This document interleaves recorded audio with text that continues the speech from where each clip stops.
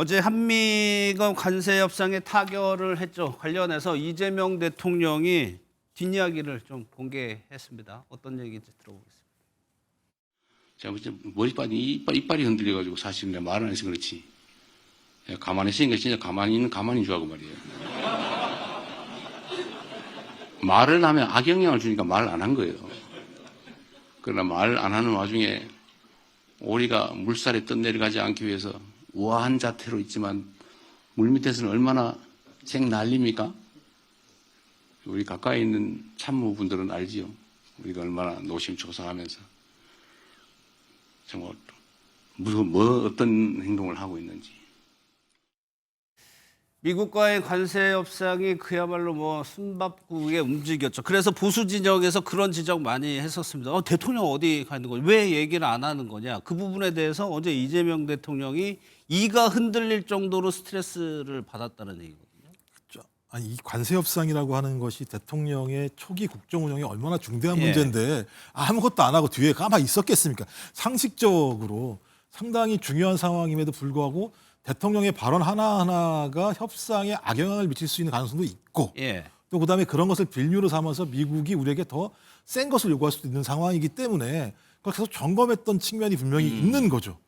그리고 송원석 전 원내대표도 마찬가지인데 그 전까지만 하더라도 EU나 일본만큼만 15%로 방어하면 얘기했다가 15% 합의해 왔더니 왜 15%냐고 또 비판을 하시는 상황이 벌어지는 것. 그러니까 적어도 지금 국민들은 관세 협상이 종결이 안 되는 상황이니까 경제가 불확실성이 굉장히 커지잖아요. 근데 그 불확실성이 제거된 상황이기 때문에 그 제거된 상황에서 우리가 좀 국력을 모아서 경제에는 여야가 없는 거니까 앞으로 나아가자고 얘기하면 국민들이 국민의힘에 대해서 좀 변했나라고 고개를 돌리지 않을까요? 그런 생각을 하는 게 아니라 계속 이재명 정부의 뒤를 잡으려고만 하는 행위 자체가 실제 국민들이 그 부분에 대해서 납득할 수 있을 것인가라는 생각도 들고 저 정도로 했으면 저부터 선방한 거 아닌가요? 선방한 걸 선방했다고 얘기하지 못한다면 앞으로 협치가 가능하겠습니까? 야당이 여당과 정부가 같이 갈 수 있는 가장 중요한 방법은 여당과 정부가 협치의 손을 내밀 때 같이 가는 거예요. 저렇게 얘기하면 앞으로 어떻게 저희가 정치를 운영할 수 있을지 고민스럽기 때문에 지금이라도 좀 다른 문제는 떠나서 안보와 경제 문제만큼은 좀 공격의 소재로 삼기보다는 국민을 위한 국익 중심으로 갔으면 좋겠다. 이런 말씀을 드리고 싶어요. 최소한 대통령이 직접적인 언급을 안 하는 걸 두고 일각에서 정무적인 판단 아니냐 이런 해석도 있었지만 결국에 이게 국가 대 국가 협상이기 때문에 트럼프 대통령이 계속 얘기를 하지만 상대국인 대통령이 이 얘기를 계속했다가는 협상에서 실질적으로 불리해질 수도 있을 것 같아요. 그렇죠. 아니 외교와 통상에서 전략적 모호성이란 말을 우리가 자주 쓰잖아요. 그러니까 중요한 전략이죠. 그렇죠. 우리 5년 단임제 하에 대통령제 하에서 대통령의 말은 최종 상태를 의미합니다. 엔드 스테이트를 의미하기 때문에 그런 측면에서 이재명 대통령의 한마디 언급이 곧 우리의 최종 상태로 상대국을 해석할 수 있기 때문에 전략적 모호성을 저도 유지한 거라고 보고요. 어쨌든 이런 말이 있습니다. 정쟁은 국경에서 멈춰야 한다. 그러니까 어떤 일이든 여야가 싸우든 진영 대결하든지 간에 우리의 국익에 부합하는 외교 행위라든가 통상에 가장 근접해 있는 그런 그 일을 할 때에는 정쟁은 국경에서 멈춰야 한다. 금원이 외교가에서는 있는 것처럼요. 앞으로 굉장히 파고를 많이 넘어야 될 겁니다.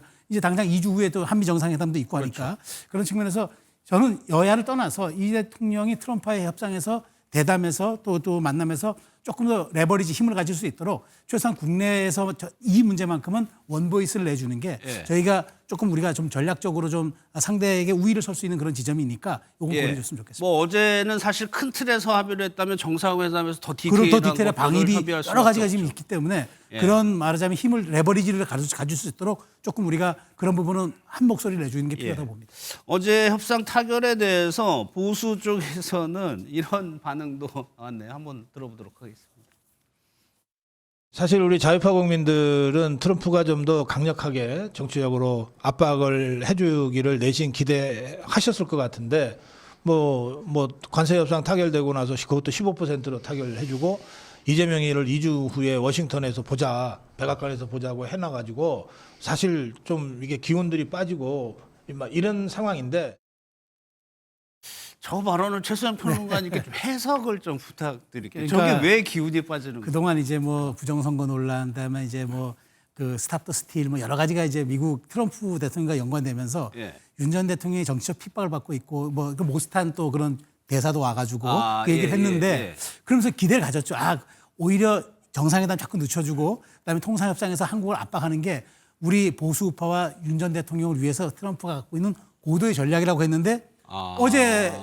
어제부로 15% 타결하고 그다음에 정상회담도 바로 2주에 잡히니까 정말 우리 속담에 이런 말 있지 않습니까? 닭 줬던 개 지붕 쳐다보는 이제 그런 허망한 상태가 된 거죠. 그래서 예. 아마 그 고성국 씨가 저렇게 그런 어떤 저간의 그 분위기를 전달한 것 같은데 저는 제가 말씀드린 것처럼 이 외교 통상 이 안보의 문제에서는 여야가 없어야죠. 따로 있으면 안 되죠. 그런 아니 측면에서 그러면 실제로 강경 보수 쪽에서는 트럼프 대통령이 윤석열 전 대통령에게 뭔가 도움을 줄 거라고 진짜 생각을 했다는 건가요? 그런 기대를 가진 것 같아요. 그게 거슬러 올라가면은 한덕수 전 총리에게 당신이 뭐 대통령이 돼야 한다는 뭐 이런 아, 얘기서부터 그런 보도 있었죠. 쭉 예. 이제 내려나온 일관된 것은 트럼프 대통령은 한국의 보수 진영이 계속 집권하기를 원하고 있다라는 그런 시그널을 보냈다고 기대를 하고 있기 때문에 마지막까지 관세 협상과 정상회담도 그런 연장선상에서 그 이재명 대통령이 좀 불리할 결정이 나올 줄 알았는데 예. 이 결과로 인해서 좀 실망감을 감추지 못하겠다라는 게 정답인 것 같아요. 그것들이 무슨 예. 얘기 했냐면요.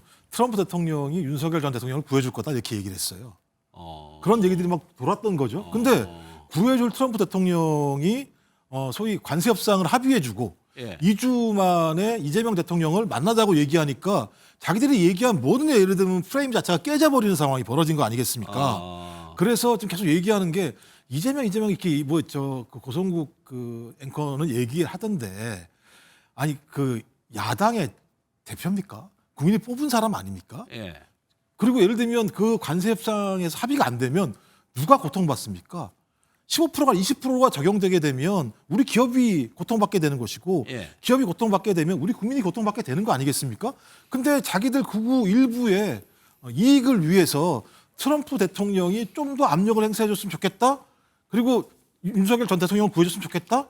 저는 이런 사고방식을 가지고 국민의힘을 압박을 하면 누가 가장 피해를 보겠습니까? 국민의힘이 가장 큰 피해를 보겠죠. 예. 저는 도대체 모든 게 좀 이해가 안 되는 상황입니다. 알겠습니다.